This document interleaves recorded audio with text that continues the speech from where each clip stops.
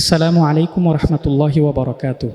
আলহামদুলিল্লাহি রাব্বিল আলামিন ওয়া বিহি নাস্তাঈন ওয়াস সালাতু ওয়াস সালামু আলা রাসূলিল আমিন।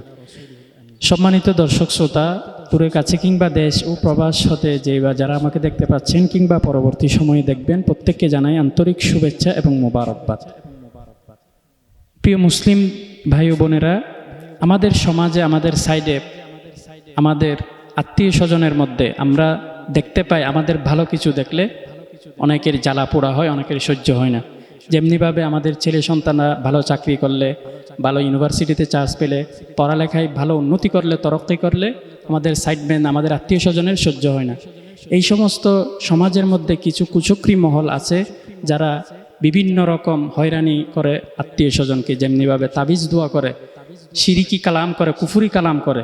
এই সমস্ত এগুলা থেকে বাঁচার জন্য নবী করিম সাল্লাল্লাহু আলাইহি ওয়াসাল্লাম আমাদেরকে শিক্ষা দিয়েছেন পবিত্র কোরআন থেকে চমৎকার দুইটি সূরা। আপনি আমি আর প্রতিনিয়ত যদি আমরা এই আমল করলে আল্লাহ সুবহানাহু ওয়া তাআলা অবশ্যই এই রকম খারাপ কাজ থেকে আমাদেরকে হেফাজত করবেন। চলুন সেই দুইটি সূরা কি, একটি হলো সূরাতুল ফালাক আর একটি হলো সূরাতুন নাস। এই দুইটি সূরা প্রতিনিয়ত আমরা যদি তেলাওয়াত করি, আমাদের শরীরের মধ্যে ফু দিই, আমাদের সন্তানদেরকে ফু দিই, তাহলে অবশ্যই আল্লাহ রাব্বুল আলামিন আমাকে আপনাকে কুদরতি ফেরেশতা দ্বারা আমাদেরকে হেফাজত করবে। এই রকম পরীক্ষার সম্মুখীন নবী করিম সাল্লাল্লাহু আলাইহি ওয়াসাল্লাম হয়েছিলেন।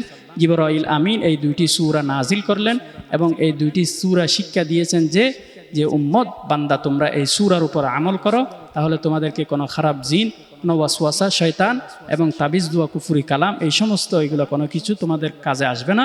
এগুলো তোমাদেরকে হেফাজত করার জন্য এই দুইটি সূরা তোমরা প্রতিনিয়ত আমল করো। চলুন ভাই, আমরা এই দুইটি সূরা আমল করি। আল্লাহ সুবহানাহু ওয়া তাআলা আমাদেরকে যাবতীয় নোকসানা থেকে হেফাজত করবেন। আমিন। ওয়াসসালামু আলাইকুম ওয়া রাহমাতুল্লাহি ওয়া বারাকাতুহু।